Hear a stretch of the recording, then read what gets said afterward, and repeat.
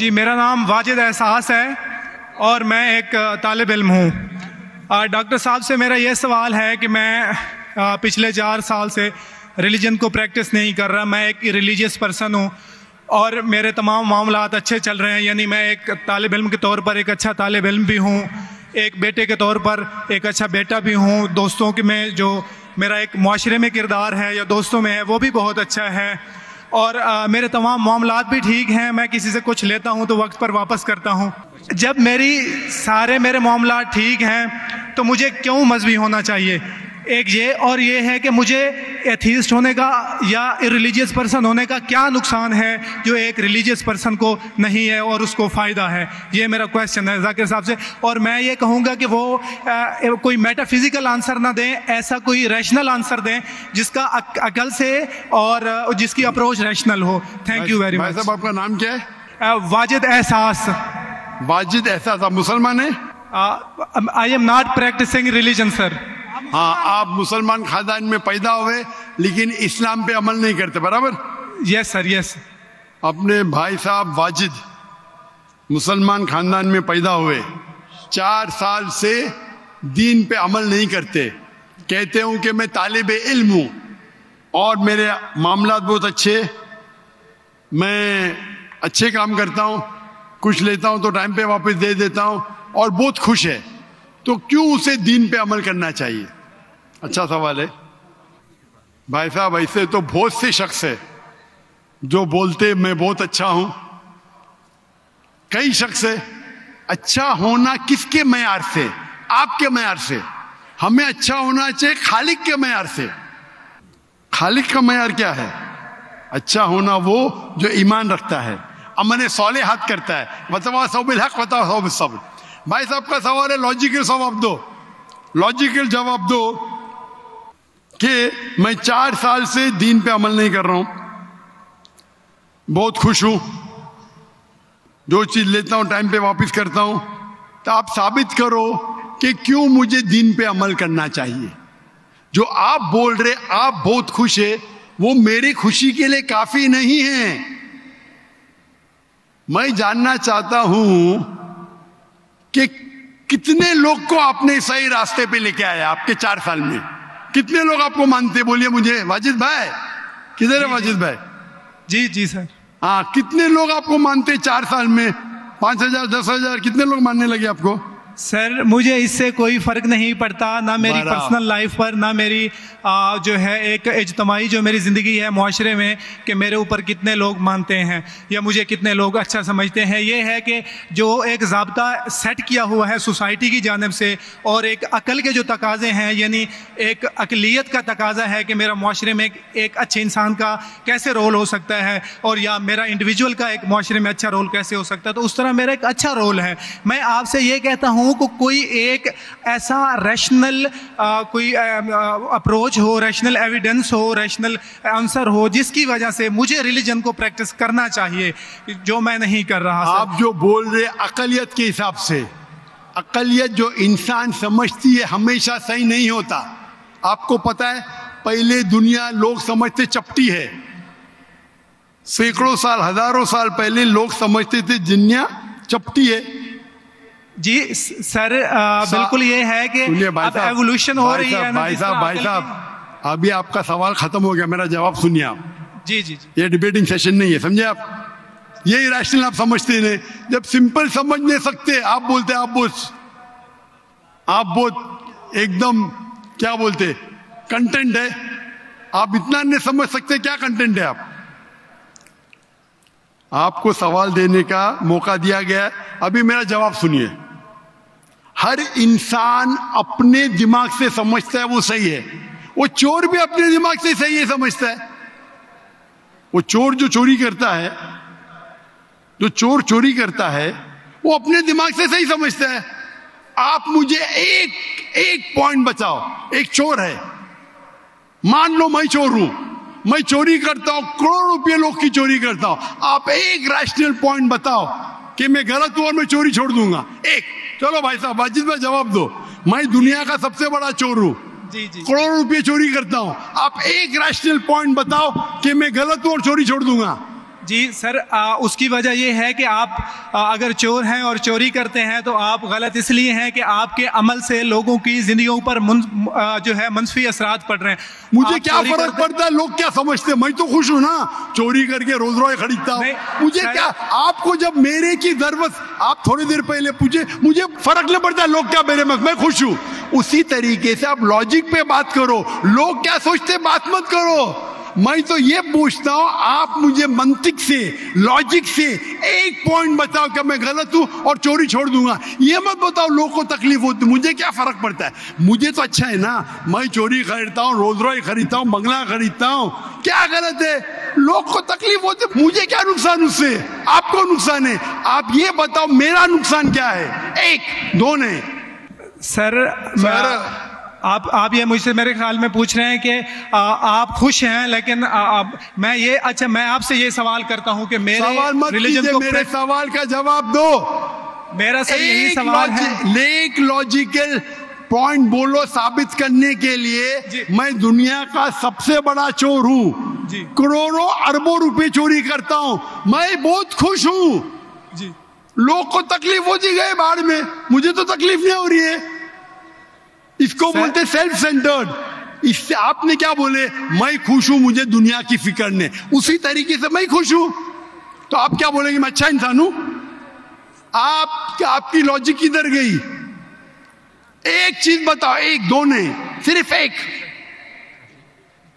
Sir, मेरे अमल से, मेरे रिलीजियस होने से, आपके अमल की बात नहीं कर रहा हूं मैं, मेरी चीज की बात कर रहा हूं भाई साहब। आप अगर जवाब नहीं दे सकते तो बोलो, मैं जवाब नहीं दे सकता हूं। आप मुझे एक चीज लॉजिकल बताओ जो मेरे लिए नुकसानदार है। अच्छी बात है, मैं चोरी कर रहा हूं, मुझे दुनिया की फिक्र नहीं, मुझे मेरी अपनी फिक्र है।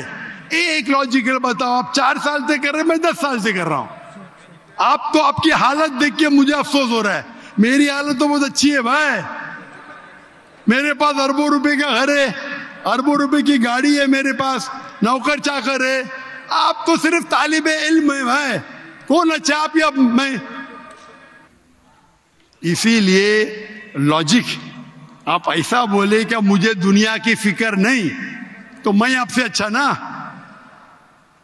अगर दुनिया की फिक्र है और मंतिक से सोचो जो जवाब है, नहीं मुझे बाकी लोग की फिक्र है, मैं खुश हूं, तो हर गलत आदमी बोलेगा मैं खुश हूं, आपके पास जवाब ही नहीं रहेगा जैसे आप बोल रहे।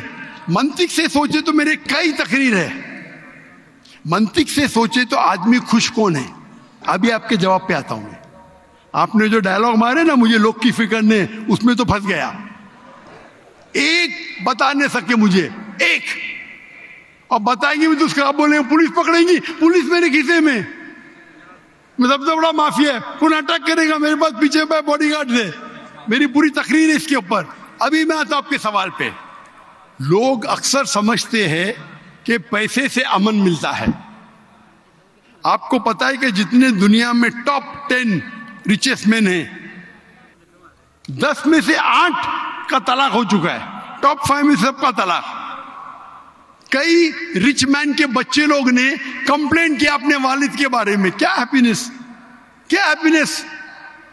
इलॉन मस्क नंबर 1, उसका तलाक, जेफ बेजोस उसका तलाक, बिल गेट्स उसका तलाक। Richest man, $100 billion, $150 billion, $200 billion, क्या फायदा? आपको लगता है हमारे दिमाग में गलत फहमी, खुश है, इन लोग बिल्कुल खुश नहीं है। वो जो इंसान गांव के अंदर सुकून की नींद सोता है, वो उनसे ज्यादा खुश है। और ये दुनिया, आपने मेरी तकरीर शायद सुनी ही नहीं, अगर सुनी होती तो ये बात ही नहीं बोलते थे आप। मेरे तकरीर में मैंने कहा हूं कि ये दुनिया हमारे लिए इम्तिहान है आखिरत के लिए।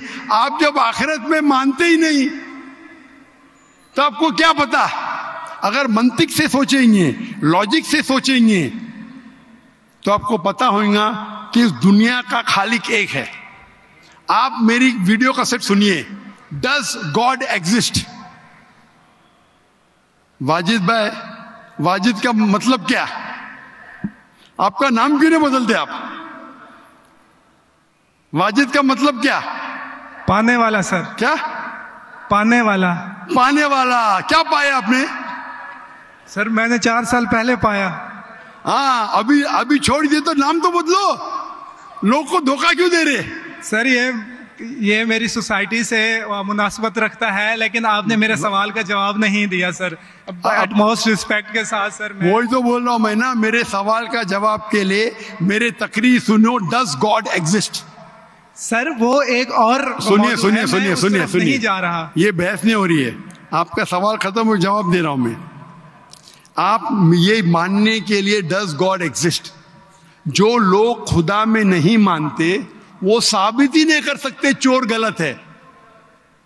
अभी मैं आपको साबित करता हूं। जो लोग, आप कुछ भी बोलो, आप बड़े चोर है, आपको पुलिस पकड़ेंगे, पुलिस मेरे खीसे में, आपकी कोई दूसरी चोरी करेंगे, आपका चोरी कोई कर नहीं सकता, मेरे पास बहुत बड़ी गार्ड है।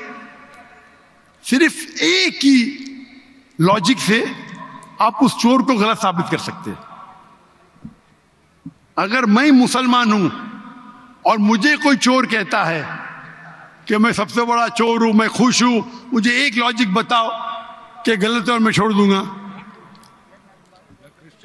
मैं उससे पूछूंगा, अगर तुम्हारे साथ कोई नाइंसाफी होगी तो आप चाहेंगे कि इंसाफ हो? भले आपके साथ कोई चोरी नहीं कर सकता है, मान लो, लेकिन आपके मां के साथ किसने गलत हरकत की है, आप नहीं चाहेंगे कि उसको सजा मिले? आपके बहन के साथ कोई गलत हरकत करता है, आप नहीं चाहेंगे उसके साथ सजा हो? ये दुनिया में आप मिसाल लो हिटलर की। हिटलर ने 6 मिलियन 60 लाख लोगों का कत्ल किया।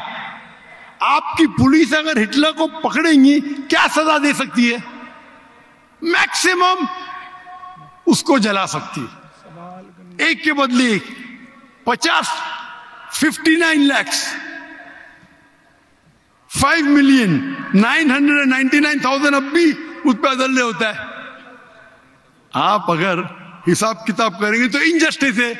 आप हिटलर को पकड़ेंगे, आपकी लॉजिक क्या सजा दे सकती है उसको? बोलो, क्या सजा दे सकती है? मान लो हिटलर को आपने पकड़ा, उसने 60 लाख लोग को जिंदा जलाया, आपकी लॉजिक क्या कहती है? क्या सजा मिल सकती है उसको? बोलो बोलो वाजिद भाई। सर आप मेरा सवाल का दो, हिटलर को आज पकड़ेंगे, आपकी लॉजिक क्या सजा दे सकती है उसको? सर जो भी कानून के दायरे में उसे सजा दी जाएगी। हिटलर का अमल और है, मेरे सवाल का उससे ताल्लुक नहीं है। अरे मेरे सवाल का जवाब देंगे तो आपको मालूम पड़ जाएगा। मेरा सवाल ये है, आप लॉजिक आदमी है ना, अगर हिटलर को पकड़ेंगे तो उसको सजा मिलना चाहिए ना दुनिया में? जी, जो एक स्टेट ने तय की है कातिल की, वो उसे सजा मिलनी चाहिए। एक कत्ल के मतलब एक, बाकी जो 5 मिलियन का क्या हिसाब? अन्य जस्टिस नहीं है, बराबर? आपको मानना पड़ेगा, अगर पुलिस हिटलर को पकड़ती थी, उसको मौत देती थी, ये जस्टिस है क्या? नहीं जस्टिस है, नहीं जस्टिस है। आपके हिसाब से 1 = 6 मिलियन, आपका मैथ्स बहुत वीक है। अल्लाह ताला फरमाते कुरान मजीद में सूरह निसा में आयत नंबर 53 कि अगर जो लोग अल्लाह के आयतों में नहीं मानते और आखिरत में अल्लाह ताला उनको जहन्नम की आग में डालेगा, और जितने बार, सूरह निसा सूरह नंबर 4 आयत नंबर 56, 53 ने 56, जितने बार उनकी चमड़ी जलेंगी उतने बार उनको नई चमड़ी दी जाएंगी। आज साइंस कहती है कि दर्द होने के लिए चमड़ी के अंदर पेन रिसेप्टर है, पहले नहीं पता था। अगर आपको सीवियर बर्न इंजरी होती है तो डॉक्टर लेता है सुई और टोचता है। अगर आपको दर्द होता है तो डॉक्टर खुश है, यानी डीप इंजरी नहीं है। अगर आपको दर्द नहीं होता, डॉक्टर को अफसोस होता है, डीप बर्न इंजरी, आपकी एहसास के पेन रिसेप्टर्स मर गए। तो अल्लाह ताला फरमाते हैं कि जो लोग अल्लाह के खिलाफ है और अल्लाह का कहना नहीं मानते, अल्लाह ताला उनको दोजख की आग में डालेंगे, और जितने बार उनकी चमड़ी जलेंगी उतने बार नई चमड़ी देंगे ताकि वो दर्द का एहसास कर सके। तो अल्लाह ताला आखिरत में हिटलर को 6 मिलियन टाइम 12 मिलियन टाइम भी जला सकता है। ये अदल हुआ कि नहीं? हाँ कि नहीं? हमारे दुनिया में अदल हो ही नहीं सकता। तो इसीलिए चोरी खराब है तब मानेगा जब उसको मालूम पड़ेगा आखिरत है, हमारा खालिक है।